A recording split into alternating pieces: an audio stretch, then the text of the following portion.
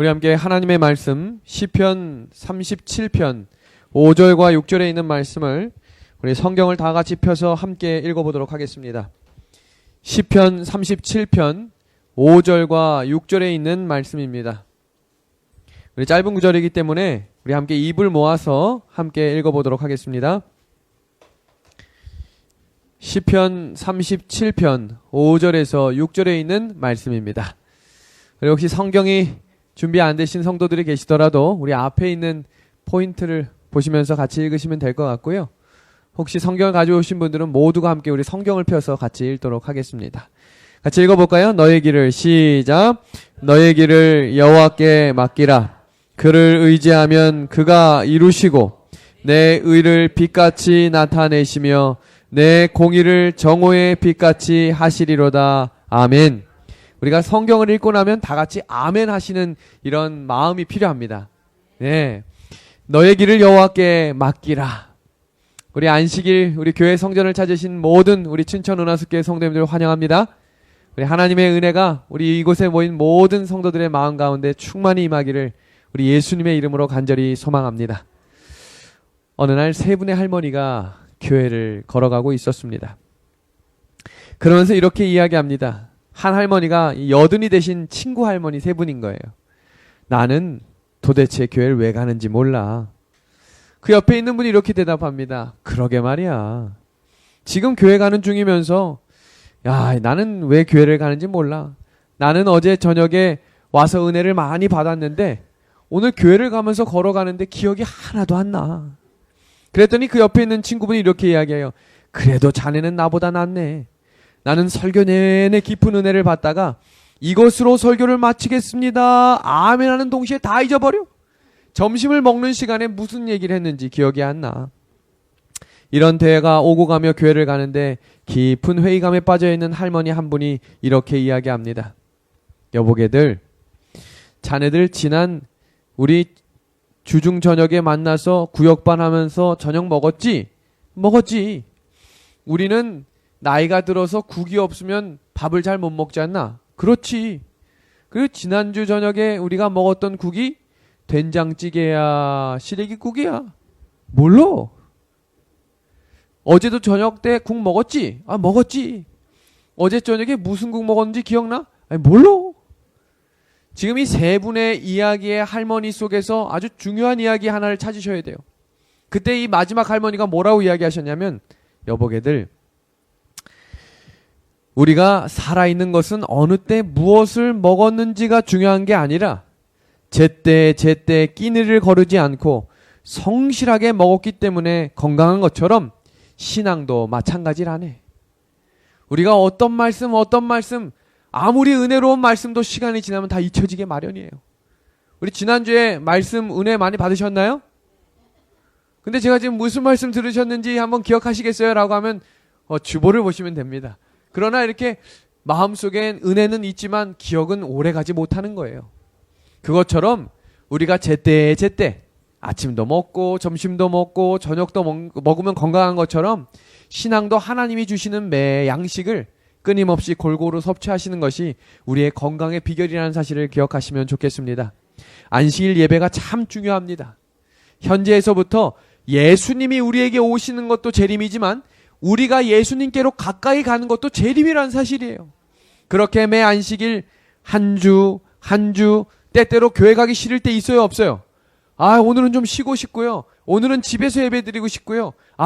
보고 싶지 않은 사람이 있을 수도 있어요. 그러나 그때에도 여전히 매주 한 안식일 이렇게 우리가 성실하게 하나님의 말씀을 사모하고 예수님께로 나아가는 것이 그렇게 영원한 안식, 예수님의 재림으로 걸어가는 길임을 기억하게 되기를 소망합니다.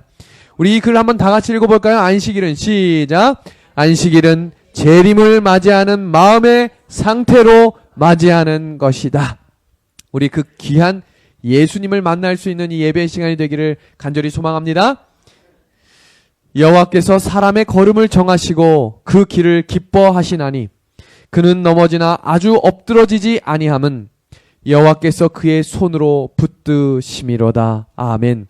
성도 여러분, 인생을 위한 하나님의 계획이 있으심을 믿으시나요? 하나님의 뜻을 우리가 어떻게 하면 알 수 있을까요? 우리가 어떻게 겪고 있는 이 모든 일에 인내하며 하나님께서 이 길을 계획하셨다고 믿을 수 있는 것일까요? 그것은 주께서 내 길을 예비하시는 분이라는 믿음이 필요한 것입니다. 지금 비록 내 길이 내 생각과는 조금 다른 길일 수 있지만 하나님께서 내 길을 계획하시고 선한 계획으로 내 길을 책임지신다는 사실을 믿는 성도들은 인내할 수 있다고 성경은 가르쳐주고 있습니다. 저도 신학과 시절에 목회에 대한 회의감과 내가 과연 목사를 할 수 있을까? 내가 과연 이 길이 내 길이 맞는가라고 하는 회의감이 있었어요. 4학년 2학기면 이제 곧 목회를 나가야 되고 목회 시험을 치러야 되는 때였어요. 그런데 너무 자신이 없는 거예요. 이 길이 내 길이 아닌 것만 같은 거예요. 그래서 제가 훌쩍 독일로 비행기 티켓을 끊고 그냥 날아가 버렸어요. 학교가 개강이 됐고 수업이 시작했는데 제가 수업을 들어가지 않고 멀리 독일로 간 것입니다. 그리고 어떤 일이 일어났는지 제 스스로 하나님께서 나에게 말씀을 주시기를 기도하며 9박 10일이라고 하는 시간 동안 독일에서 체류를 했어요. 그리고 제 마음속에 성경을 볼 때 어떤 말씀이 떠올랐냐면 로마서 8장 28절에 우리가 알거니와 하나님을 사랑하는 자 곧 그 뜻대로 부르심을 입은 자들에게는 모든 것이 합력하여 선을 이루겠다라고 하는 말씀이 제 마음 한켠에 깊이 자리를 잡게 됐어요. 그래서 제가 그 순간 여러 갈등과 고민이 있었지만 그래, 하나님이 내 길을 계획하셨다면 분명히 책임져 주시고 지킬 만한 능력과 지혜도 주실 분임을 믿으며 넉넉히 이기실 예수님을 의지함으로 다시 서울로 돌아왔습니다. 성도 여러분, 실물교훈 327페이지에는 하나님께서는 각자를 향한 계획을 가지고 계신다고 약속하셨어요. 사람마다 우리 모두를 향한 계획이 아니라 개개인마다 하나님이 하나님의 선한 섭리의 계획을 가지고 계시다는 것입니다. 은혜가 되시나요? 그런 은혜를 우리가 함께 나누길 바랍니다. 나만 장군의 집에서 있었던 소녀를 기억하시나요? 이 소녀는 자기 부모를 죽인 그 대장군의 집에서 노예 생활을 했던 거예요. 만약 제가, 여러분이 그런 집에 노예로 팔려가서 일을 하고 있다면 이런 생각 한 번쯤 하지 않을까요? 우리 원수, 우리 부모의 원수, 내가 그 원수를 갚아버리고 말겠다, 이런 고민하지 않을까요? 그런데 이 소녀는 그 집에서도 계집종으로 살았지만 원망하거나 불평하지 않고 최선을 다해서 봉사합니다. 그리고 이 소녀가 이 나아만 장군을 전도한 거 아시나요? 엘리사에게 문둥병에 걸렸을 때 저쪽 나라에 나아만 장군님이시여 엘리사라고 하는 선지자에게 가시면 그 사람은 당신의 병을 낫게 할 수 있겠습니다. 정말 매일 원수 갚으려고 도끼 눈 뜨고 이렇게 지켜보는 노예가 그런 얘기하면 누가 믿겠어요? 그러나 성실하게 자기 일처럼 어쩌면 더 열심히 최선을 다해 일했던 그 소녀의 이야기를 듣고 노예 소녀의 말을 듣고 그 먼 나라까지 찾아갈 수밖에 없었던 이유는 여기 보세요. 선지자왕 245페이지에 이렇게 이야기합니다. 집에서 멀리 떨어져 노예 생활을 하는 이 작은 소녀는 그럼에도 불구하고 하나님의 증인으로서 하나님께서 이스라엘의 당신의 백성으로 선택하신 목적을 무의식 중에 성취하였다. 노예로 팔려갔던 요셉을 기억하시나요? 잘못한 것이라고는 없었어요. 얼마나 억울했을까요? 얼마나 속상했을까요? 그러나 그 팔려갔던 그 노예, 그 애굽 땅에서 열심히 정말 충성을 다해 최선을 다했습니다. 그때 어떤 일이 일어났나 한번 볼까요? 요셉은 형들이 자신을 노예로 팔아버렸지만 형들에 대해서 증오심을 품지 않고 하나님의 뜻이 있을 것이라고 믿고서 최선을 다해서 보디발 집에서 봉사하였다. 그때 어떤 일이 일어났죠? 창세기 39장 2절과 3절입니다. 여호와께서 요셉과 함께 하심으로 그가 형통한 자가 되어 그 주인 애굽 사람의 집에 있으니 그 주인이 여호와께서 그와 함께 하심을 보며 또 여호와께서 그의 범사에 형통케 하심을 보았더라. 아멘입니다. 자기에게 맡겨진 일에 충성을 다하는 것이 하나님의 뜻을 찾아가는 길입니다. 혹시 갈등과 고민 속에 이 길이 과연 하나님의 길이 맞습니까? 라는 궁금증이 있는 성도들이 계시거든. 오늘 나에게 주어진 오늘 이 하루에 충성을 다하시기를 바랍니다. 그 성실한 하루가 하나님의 뜻을 알아가는 길이기 때문입니다. 만약에요. 갑자기 누군가 내 뺨을 때렸어요. 그러면 그게 하나님의 뜻일까요? 사단이 한 걸까요? 갑자기 이유를 몰라요. 제가 무슨 이유인지를 모르는데 갑자기 집사님 뺨을 빵 때렸어요. 누가? 그러면 이게 하나님의 뜻일까요? 사단이 한 시험일까요? 범사에 감사하라. 이는 하나님의 뜻이니라 라고 하셨어요. 누군가가 뺨을 때리면 화가 나고 기분이 나쁠 수 있지만 그것도 하나님의 섭리를 이루어가는 길임을 믿는 믿음이 있다면 화낼 일이 줄어들 것입니다. 맞나요? 이건 아멘 안 하시네요. 누가 뺨을 때리면 안 되겠지만 자, 우리 이거 한번 같이 읽어보겠습니다. 하나님께 시작. 하나님께 온전히 굴복한 사람들만이 하나님께서 자기의 생애를 위해 마련하신 계획을 발견할 것이다. 아멘. 우리들은 하나님의 계획들을 분별할 수는 없지만 우리들은 그를 신뢰하고 우리 일로서 믿음을 보여주어야 한다. 28년째 남편을 위해 기도하셨던 한 집사님이 계셨습니다. 어느 날 급하게 달려오셔서 저한테 목사님 함께 기도 좀 해주세요 부탁을 하는 거예요. 그래서 무슨 일이세요? 라고 물었더니 사고가 났는데 이 사고 때문에 남편이 이 구속을 받게 됐다는 것입니다. 이 선거관리법에 이제 뭔가 문제가 생겼고 아니면 벌금형 5천만 원을 내야 되는데 이 집사님은 5천만 원을 낼 가정 형편이 안 되셨던 거예요. 목사님 제발 좀 도와주십시오. 저는 인맥도 없고 백도 없어요. 그래서 제가 집사님께 뭐라고 말씀드렸냐면 제가 할 수 있는 일은 기도뿐이니 평일 점심부터 제가 3시간씩 집사님에게 시간을 내드릴 테니 매일매일 오십시오. 그리고 함께 찬양을 부르고 기도를 하고 말씀을 펴서 읽고 다시 찬양을 부르고 기도하는 일을 6개월간 지속을 했어요. 그 가운데도 문제가 해결이 되지 않았어요. 그러나 흔들릴 때도 있었지만 분명히 하나님의 계획이 있을 것을 믿고 제가 서두에 말씀드렸죠. 이 집사님이 남편을 위해서 얼마나 기도했다고요? 28년을 기도했어요. 하나님을 받아들일 수 있도록. 근데 이 큰 사건이 시작된 것입니다. 그런데 법원에서 어떤 판정이 내렸냐면 다시 재확인을 하자. 그리고 재확인을 한 결과 이 사람의 문제보다 그 상대방의 문제가 더 발견이 돼서 무혐의로 풀려나게 된 거예요. 구속이 될 수밖에 없었던 상황, 변호사를 선임할 여건과 환경도 안 됐던 분에게 하나님의 은혜의 섭리가 임하자 그래서 이 집사님이 원래는 토요일 11시에만 교회를 나오셨던 분인데 화요일과 금요일도 하나님의 말씀을 따라 교회를 순종함으로 나오시기 시작했어요. 그리고 어느 날부터 이 남편이 안식일 11시에 교회를 나오시기 시작하는 것입니다. 그리고 손을 잡고 인사를 하고 아유 감사합니다 인사를 하고 어느 날 안식일에 예배를 마치고 동네 친구분들과 함께 편의점 앞에서 대화를 하고 있는데 갑자기 술 취한 분이 뛰어나와가지고 밑도 끝도 없이 그 사람을 자 보세요. 이렇게 앉아 있는데 저기서부터 술 취한 사람이 뛰어오는 거예요. 하다가 그 사람이 오자마자 그냥 뒤로 밀어버린 겁니다. 그러니까 이렇게 뭐 준비할 수 있는 환경과 여건이 없이 그냥 뒤로 확 넘어졌는데 그 보도에 직각으로 돼 있는 이 모서리 있잖아요. 거기에 머리가 확 박혀가지고 17바늘이 찢어졌어요.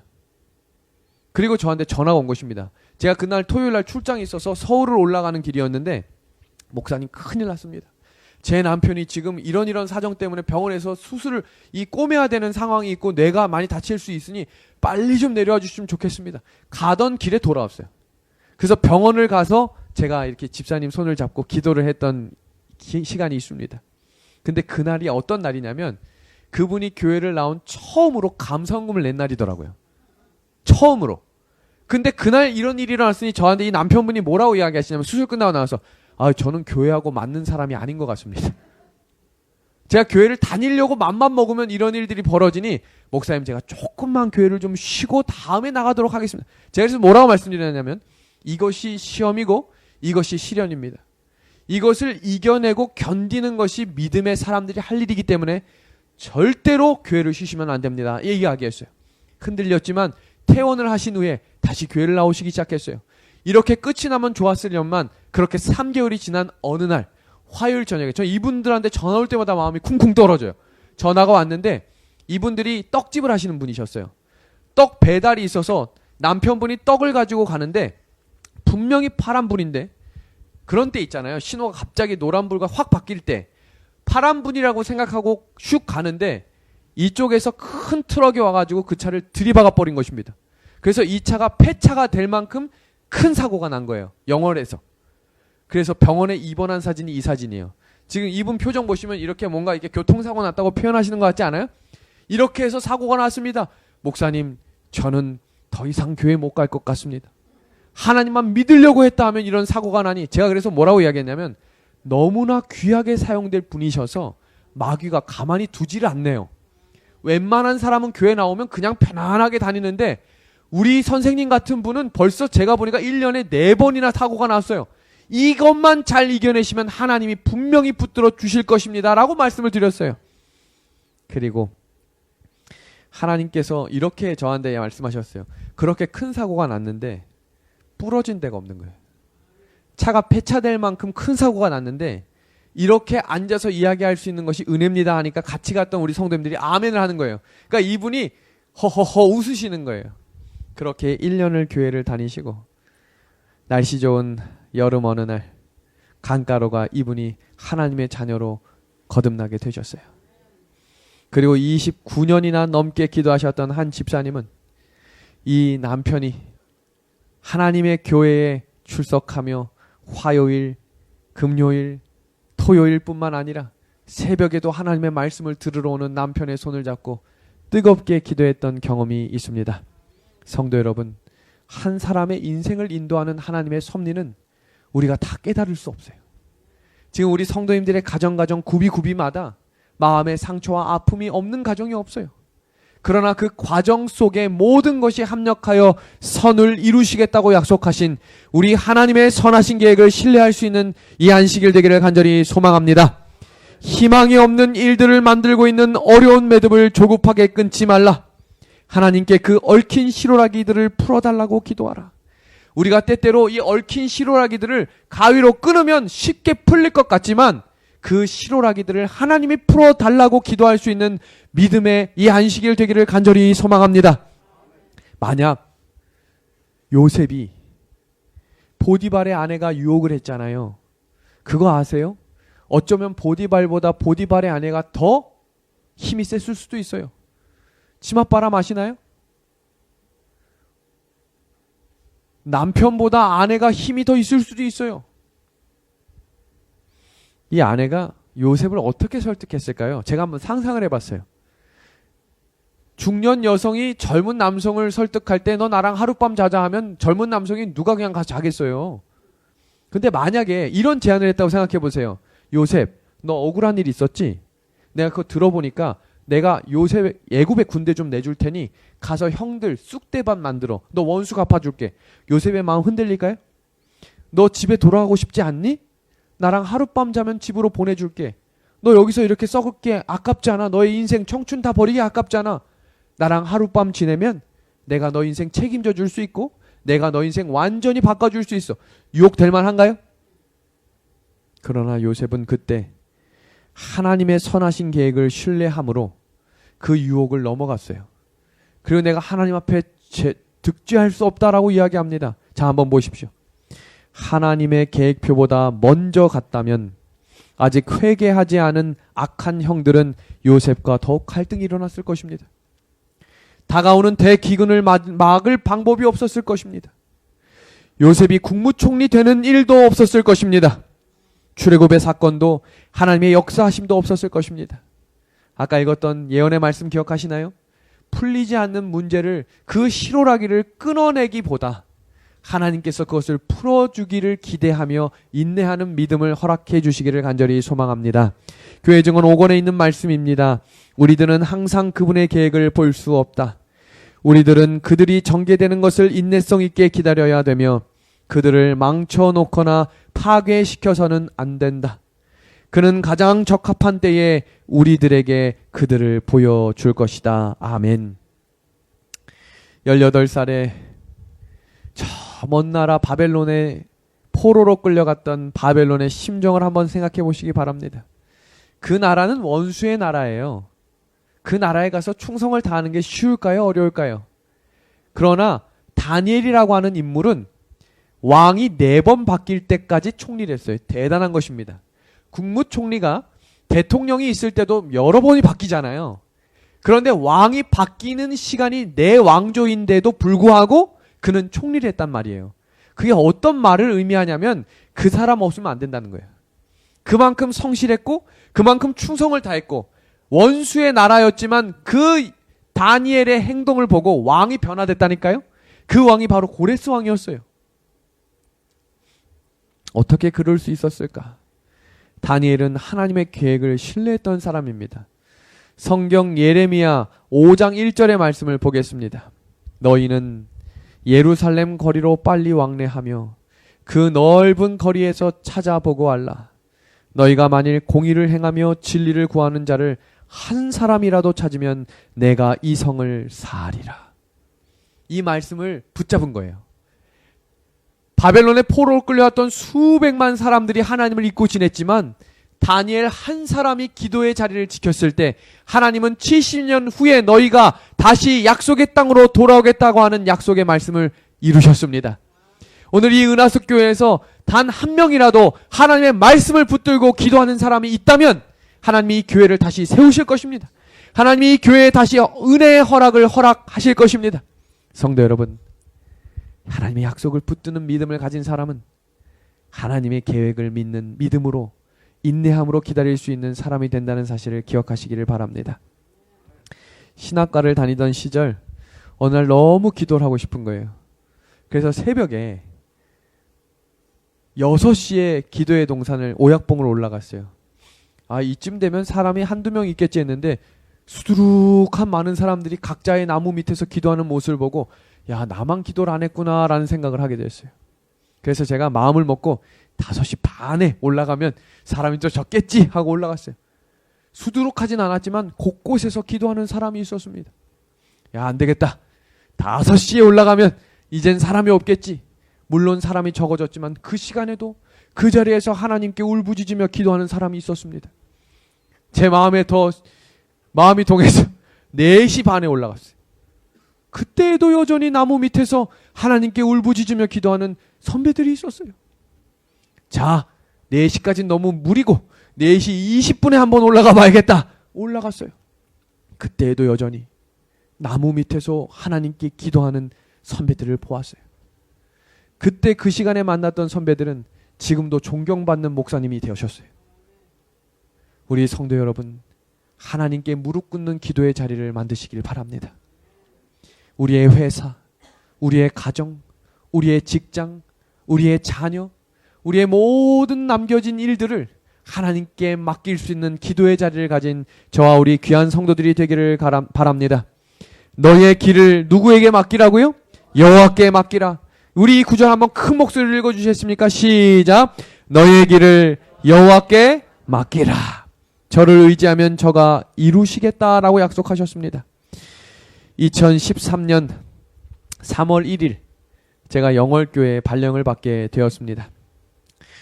지금도 우리 교인분들은 저에게 왜 이렇게 젊은 목사입니까? 라고 질문을 많이 하시고 어떤 분들은 너무 어려 보인다 라고 이야기합니다. 근데 2013년이면 지금으로부터 7년 전이니 지금보다 더 젊어 보이겠어요? 늙어 보이겠어요? 제가 인준 목사가 된 이후에 바로 발령을 받은 교회였어요.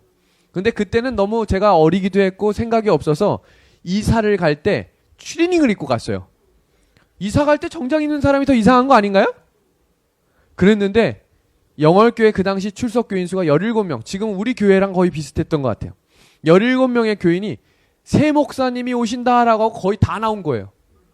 그런데 제가 이제 딱 차에서 내려가지고 이삿짐을 나르려고 하는데 뭐라고 이야기하시냐면 목사님 어딨냐. 그래서 제가 목사입니다라고 이야기했더니 사람이 감정동물이잖아요. 급 실망하는 게 표정으로 보이는 거예요.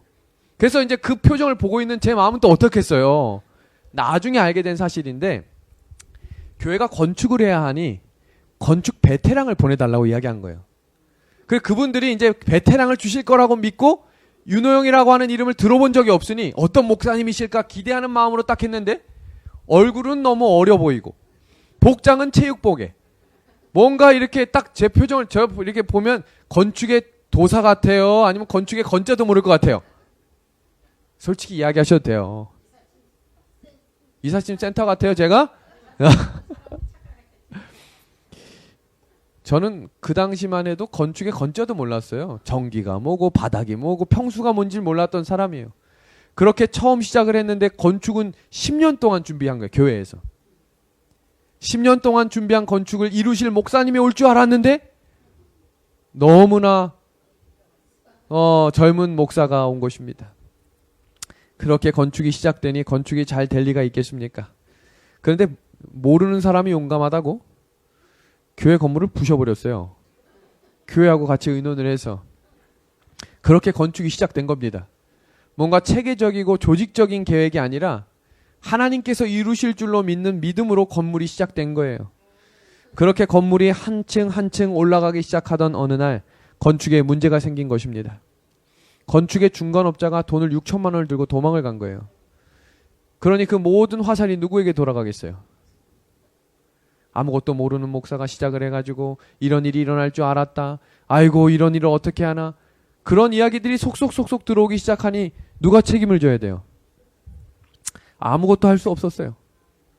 그래서 제가 화폐를 찾아서 올라가서 이 흰 봉투를 이렇게 하나 내서 제가 자격이 없는 사람인 것 같으니 제가 여기서 마무리를 하도록 하겠습니다. 나중에 참 감사했던 일은 그 당시 합회장님이 거기서 이렇게 딱 받고 그래 알았다 넌 너 갈 길 가라 그랬다면 제가 아마 이 자리에 없을 거예요. 그러나 그분이 뭐라고 이야기하셨냐면 간두더라도 교회는 짓고 간둬야지. 책임을 지고 가야지 어떻게 갈 수 있냐. 그 말이 그 당시에는 좀 섭섭했지만 알고 보니 그 말은 저를 믿어주겠다는 거였어요. 책임질 수 있는 일이니 가서 하라는 것입니다. 그러면서 저에게 어떤 제안을 하셨냐면 금식해라. 이 문제가 해결될 수 있을 때까지 하나님 앞에 온전히 무릎을 꿇고 금식 기도를 하라고 제안을 하셨어요. 그때부터 제가 금식을 하기 시작했고 그 문제가 해결될 쯤까지 2주 정도가 시간이 걸렸을 때 당시에 제 몸무게가 74kg였는데 66kg까지 빠졌어요. 아주 홀쭉해진 거예요. 지금 제가 거의 그때랑 비슷한 시기입니다. 그때까지 제가 살이 잘 찌지 않고 몸이 허약해졌어요. 그러던 새벽마다 새벽 기도하겠습니다 하면 사람들이 모이질 않는 거예요. 신뢰도가 바닥으로 떨어진 것입니다. 우린 믿을 수 없다.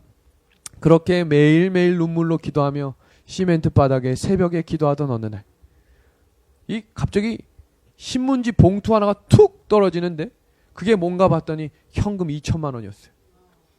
누가 했는지 나중에 안 사실인데 우리 목사님 죽겠다. 이러다 우리 목사님 죽으면 안 되니 우리 목사님 그 마음 믿음 받고 우리 함께 합심하자. 그때부터 하나님의 역사가 일어나기 시작했어요. 수년 동안 모았던 헌금보다 이 사건 이후에 건축 헌금으로 모이게 된 돈이 약 10배가 넘었습니다.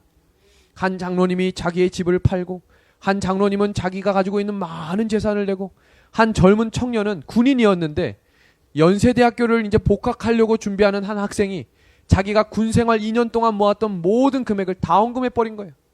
한 집사님은 두 딸을 남편을 여의고 대학을 보내기 위해 모았던 적금을 다 내기 시작했어요. 그렇게 모인 금액이 무려 4억이 넘는 금액이 모이기 시작했습니다. 이만한 성도들이 있는 자리에서 그런 헌금이 나오는 건 있을 수 없는 일이에요. 그렇게 시작되는 건축이 하나하나 완성이 되어가기 시작했습니다. 그렇게 완성된 교회가 이 교회예요. 있을 수 없는 5억 8,600만 원이 단 1원도 빚 없이 건축이 완공되는 그날 헌당을 할 수 있었어요. 이 안에 여러 가지 헌신과 이야기가 있지만 시간상 다 말씀드릴 수는 없어요. 그러나 확신할 수 있는 것은 헌당하는 어느 날, 그날 그 누구도 감사패를 받지 않았어요. 왜냐하면 이 교회는 사람이 진 교회가 아니라고 믿었기 때문입니다. 건축을 하러 왔던 음향 기사가 우리 교회 형편과 사정을 듣고 500만 원이 넘는 금액을 헌신하고 갔어요. 장로교회 사람이. 이 열쇠를 하는 분이 열쇠를 하다 말고 이 열쇠 그냥 돈 안 받고 제가 헌신하면 안 될까요? 200만 원이 넘는 금액을 헌신하고 간 거예요. 이 건물을 지나가던 군수님이 저하고 여러 번 대화를 하던 중에 여기 도시 설계하고 맞물려 있으니 이 주차장을 좀 오픈하시면 어떻겠습니까? 교회에서 오픈 안 할 이유가 뭐가 있어요? 그럼 우리 오픈하겠습니다. 그럼 5년만 계약해 주시면 이 주차장하고 조경 저희 군청에서 해주겠습니다. 그래서 6천만 원이 넘는 금액을 군에서 다 해줬어요. 이렇게 마무리된 교회를 누가 감히 감사패를 달라고 이야기하겠어요?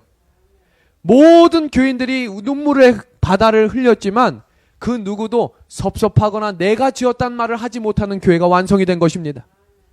하나님은 하나님을 온전히 신뢰하는 그리스도인들에게 하나님의 선하신 계획을 허락하시는 분이십니다. 그러면 모든 금액을 헌신했던 장로님은 어떻게 됐을까요? 1년이 채 되지 않아서 하나님께서 새 아파트를 더 좋은 집을 허락하셨어요. 그 아들이 했던 사업이 3년 동안 잘 안 됐다가 갑자기 6개월 사이에 새 작품이 한 번에 들어오면서 수억을 허락하신 거예요. 자신의 딸의 장학금을 드렸던 그 집사님은 어떻게 되셨을까요? 첫째 딸이 4년 장학생으로 수석 입학을 한 거예요. 그럼 그 군인이 자기가 2년 동안 모았던 금액을 헌금하고 갔던 그 군인은 어떻게 됐을까요? 연세대학교에서 2명을 뽑아서 독일로 교환학생을 보내는데 그 학생이 2년 장학생으로 뽑혀서 가게 된 거예요. 하나님 안에서 하나님을 온전히 믿는 사람은 하나님이 생각지 못한 방법으로 책임져 주십니다. 하나님의 은혜를 경험하는 우리 춘천 은하숙교회가 되기를 간절히 소망합니다. 너희 중에 누가 아들이 떡을 달라 하는데 돌을 주며 생선을 달라 하는데 뱀을 줄 사람이 있겠느냐?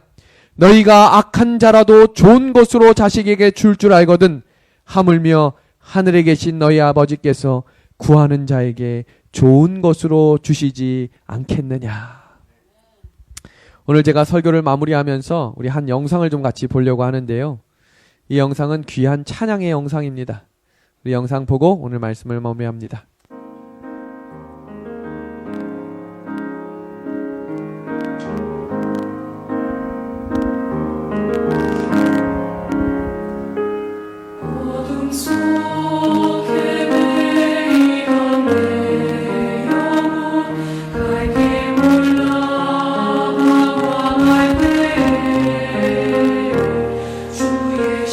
십자가 영광의 빛이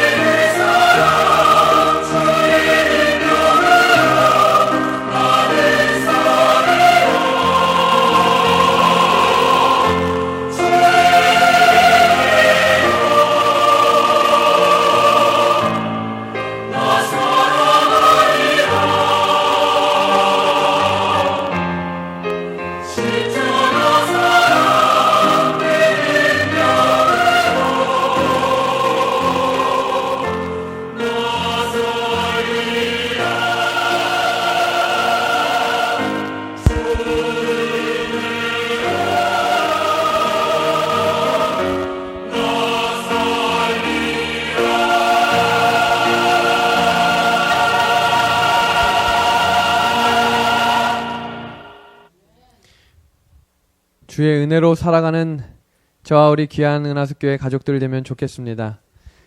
이 사진을 보면 예수님 사진이에요. 우리 지금 본 이 영상이 좋으셨어요? 안 좋으셨어요? 좋죠? 세상에 이보다 더 좋은 그림 많고 좋은 음악 많은데 왜 좋을까요? 예수님 사진이기 때문이에요. 예수님 찬양이기 때문이에요. 저는 예수님이 정말 보고 싶습니다. 제가 베드로였다면 그림으로 봐도 이렇게 좋은데 직접 보면 얼마나 좋을까요? 그래서 저는 하늘나라에 꼭 가고 싶습니다. 공중에서 우리 예수님 만나고 싶습니다.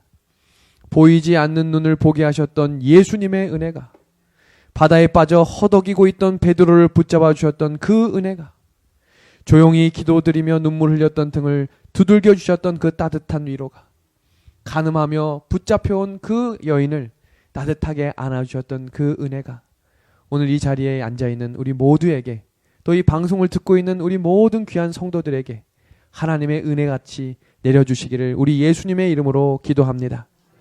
바로 이 사진이 그렇게 소수로 시작했던 교회가 건축을 하고 가득가득 채워주셨던 하나님의 은혜의 교회가 된 모습입니다. 저는 우리 춘천 은하숙 교회도 하나님이 이것보다 더 큰 은혜로 채워주실 것을 믿습니다. 이렇게 이 교회를 찾아오시는 귀한 발걸음들, 새벽과 기억날 때마다 교회를 위해 기도하는 그 기도를 하나도 땅에 떨어뜨리시지 않았고, 우리가 겪었던 마음 아픈 일들을 하나님이 더 은혜가 될 수 있도록 합력하여 선을 이뤄주실 분임을 믿습니다. 실패했던 계획들이 가장 큰 축복이 되었다는 약속의 말씀을 읽고 오늘 본문을 줄이려고 합니다. 우리를 위하여 세우신 하나님의 계획들은 성공시키기 위하여 자주 우리들이 세운 계획들을 실패하게 하신다. 이 세상에서 우리를 괴롭히고 우리를 실망시켰던 신비들이 내세에서는 명백하게 드러날 것이다. 그때 우리들에게 기도도 응답되지 않고 희망도 없게 보였던 것들이, 우리 구절 다 같이 읽을까요? 시작. 우리에게 가장 큰 축복이 되었다는 것을 알게 될 것이다. 하나님의 선하신 계획을 신뢰하게 되기를 우리 예수님의 이름으로 간절히 축원합니다.